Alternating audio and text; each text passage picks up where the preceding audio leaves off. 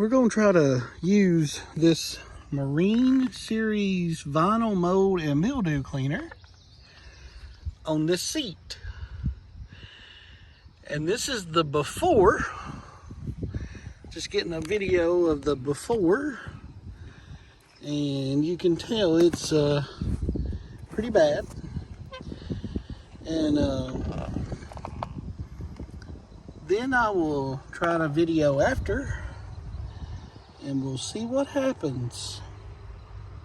This is just where I rubbed it already. This spot right here. Just with water in my hand. So, we're fixing to clean it. And this one too. This one is a little different, but it's same but different. But we'll see what happens.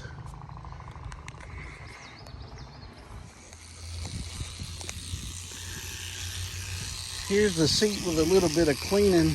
About probably 2 hours worth of cleaning. We've been using all kinds of chemicals and not chemicals, but like Dawn and that mildew cleaner, and some spots are tough. It'll scrape off, look. Just has to do a lot of elbow grease.